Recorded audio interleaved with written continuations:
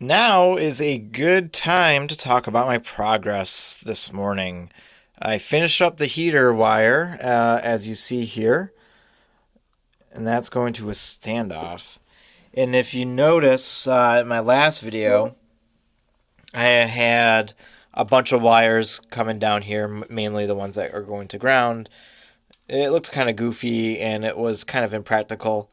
If I need to take this whole cover off or whatever, my thought was if I had some extra slack, that would be helpful. But in the end, I can always just take basically they all route. It's hard to see. They all route to that terminal strip right in the center, and that's good. And then the outer is for the heater wire. So you'll notice that the heater wire comes in. It's the green, and then it's fed there. I was able to fit all three coming from the power transformer into that center.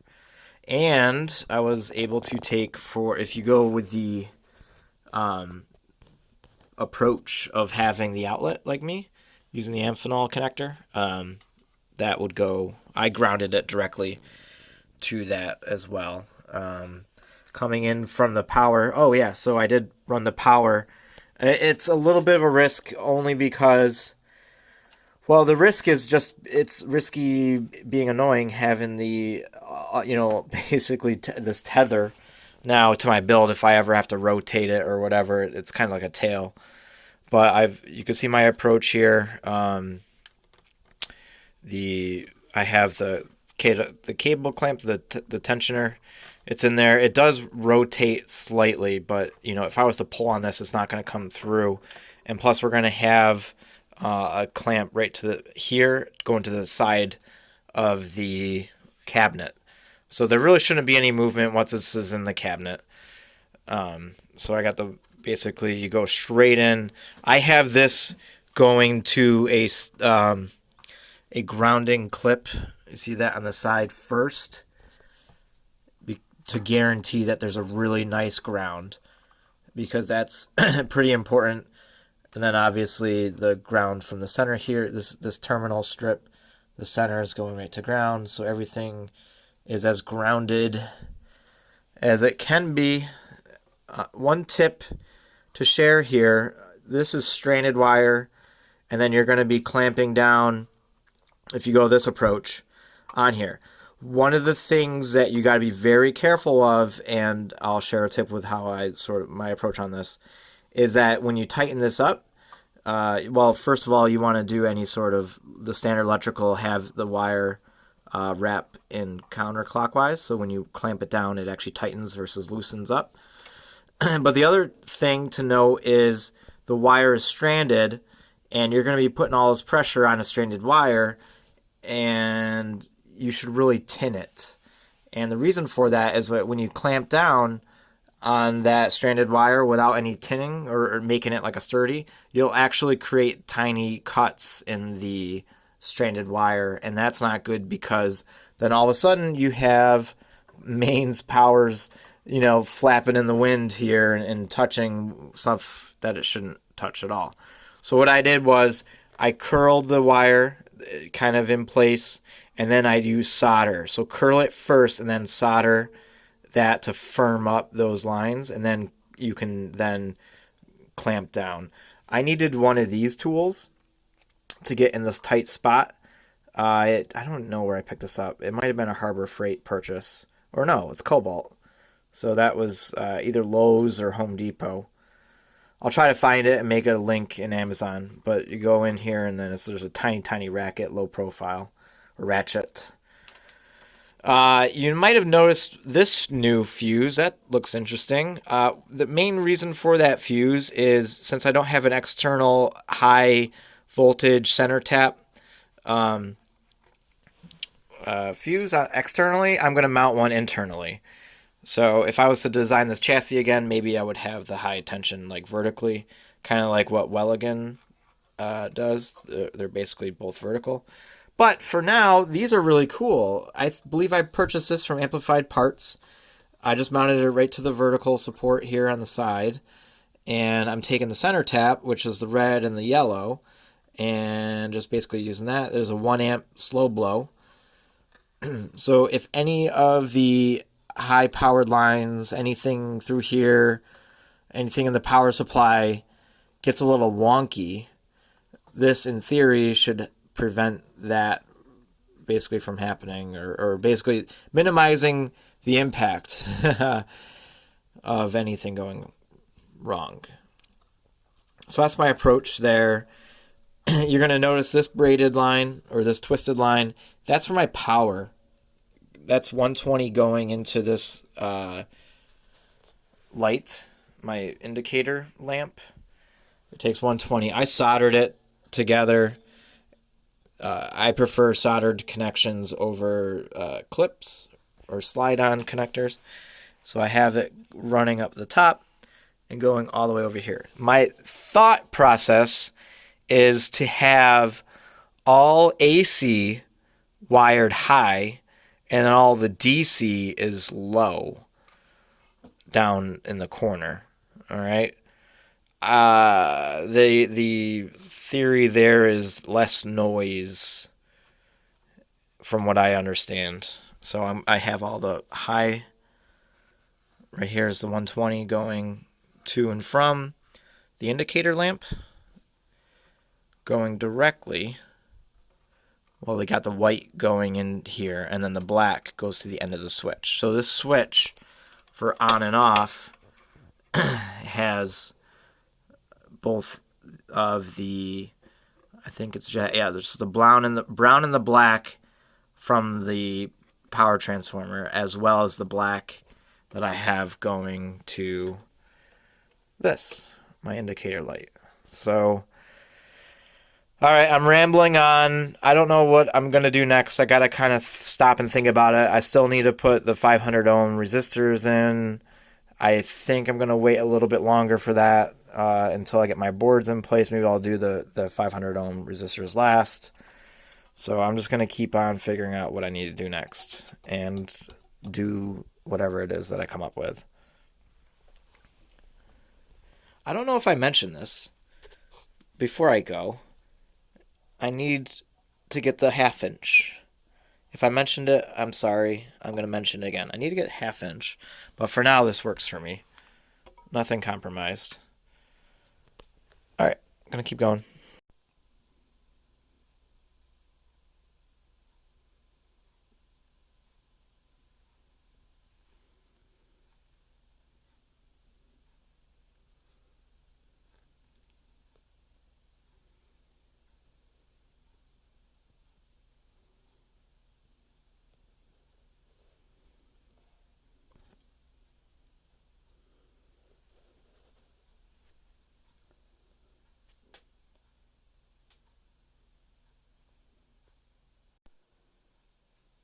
All right, some more progress.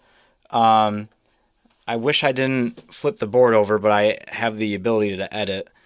But basically what I'm kind of pressed to do, since I don't have my new standoffs, is I'm going to use what I have so I can keep the momentum going.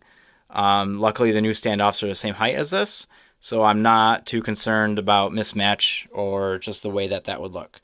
So basically, my approach to this was to be able to flip this whole board up on end, and that's how I wired everything below. And so that way everything kind of tucks under real nice at the end, and we have these nice sharp edges around the board. And that's about that. I have all the wiring over here. And, I finished up the heater wire. I added the 500 ohm resistors. And now I'm wiring up all of these, sort of all the wires for the power going from the power supply to their final destiny. So I started to work on this as well, the cap can. Sorry, I need more coffee. It's early in the morning here. And so that came out pretty good. I'm not entirely thrilled in how it came out, but the height, because the height is different, but that's just me going over the top with this. So really good progress this morning, and I'm looking forward to getting the standoffs for the rest of it so I can finally fire this build up for the first time. And I am going to build a current limiter just because I have not used one in the past. Maybe I just got really lucky that I haven't had any problems, but I think for this build I'm going to do that. I'm going to build a current limiter. I'm going to do everything I can to make sure that this is a safe build for me and you, since I'm sort of guiding everyone through it. For knobs, all right, so I received one of these two knobs in from Mauser. One of them is about $1 a piece, and then the other one is around $5 a piece. Can you guess which one it is? The more expensive one is this one. The eBay one is this one, and I'm going to show you a little bit of the differences here. But mainly, this feels, when you touch it, it's kind of room temperature, very plastic. You can get these, again, on eBay for like $1, $1.25. Some electronic stores carry them online at electronic stores. But if you notice, there's a few things. The bottom here. Let's see if I can get them both to stand. All right, so they were like this. There's that nice brass insert on the expensive one. It's called from the brand Elco Switch. And then the eBay one is, let me focus, is a little softer metal there. For me, the biggest thing is the set nut in here, or the set screw, sorry. Because when I'm thinking about this knob and how it's going to be rotating around, the eBay one has this sort of brass looking one, and the Elco switch has this really, really sturdy looking and feeling, by the way, hex key insert. So this is what I use on my Steel String Singer number 4. I used it. I'm going to use it again for the pair, or for the set of 5. It's about $40 something. But even when I drop it, when you touch this, it's actually cold. Like, this is real aluminum, and you see the dimple on the top here where it recesses in, and then this one's just more or less flat. But it gives you the illusion that it's a dimple based on how it was machined or painted. I don't know. But that one's actually dimpled, just like Dumble's. This one's such a nice feel. The edges aren't sharp at all. It's kind of got that worn in sort of feel to it. This is very much like teeth. It's just quick. I don't know. It just feels cheap. Very light. This one's heavy as hell. It's a little shorter, though. That may or may not be a good thing, depending on what you're looking for. But I'm going to go with this Elco switch from Mauser. My part number for this is in the BOM. It took me forever to find this one, and I'm glad I did, because I started off with these eBay ones, and I found this, and I'm going to stick with it. All right, this is what the knobs look like when they're installed. Really nice. There is a little piece of protecting plastic.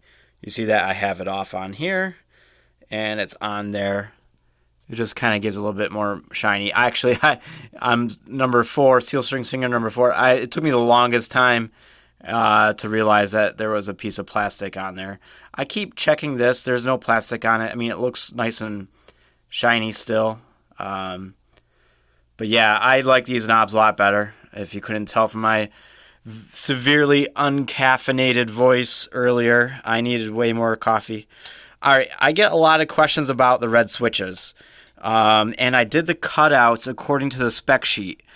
And if you look, there's a little bit more room on the side than the original design. And that's because I followed the spec sheet on how big the opening should be. And basically that's what I did there. So I followed the spec sheet. It's not as tight and clean as the real Dumble, but I think that's all right. I mean, who's really going to see when you're stepping back? You know that that's up. versus down.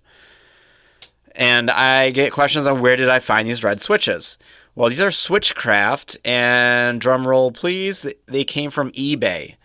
So look up Jazzmaster Switchcraft red slide switch, and you're going to get a hit for these. I think these even came in all parts. I'm pretty sure they came in all parts packaging. It's a really nice switch. I'm pretty sure it's Switchcraft. I didn't really see the name Switchcraft on it anywhere, although I didn't really look that hard, but it feels the part. It feels exactly the same. Actually, it feels a little bit better than the Switchcraft ones that are in my Dual Professional. So that's kind of interesting. These are also, this is a lot older. The buttons kind of push in. These don't really do that. Nice and solid. Nice and solid. So, more of the build. I didn't really do too much today. I was kind of feeling under the weather.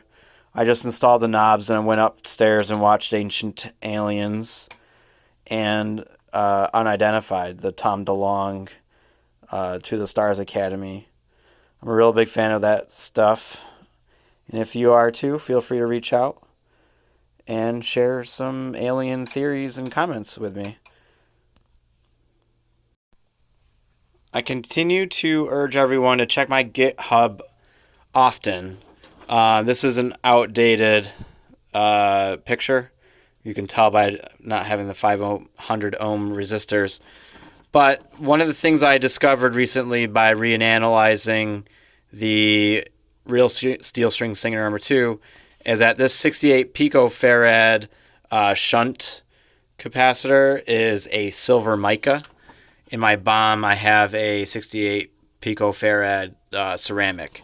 So that's why that color is ceramic. If you're going through, I guess this is kind of a good time to talk about my layout a little bit more in detail. But any of the black capacitors with the black capacitor values, that's intended to be silver mica. This is a trim pot.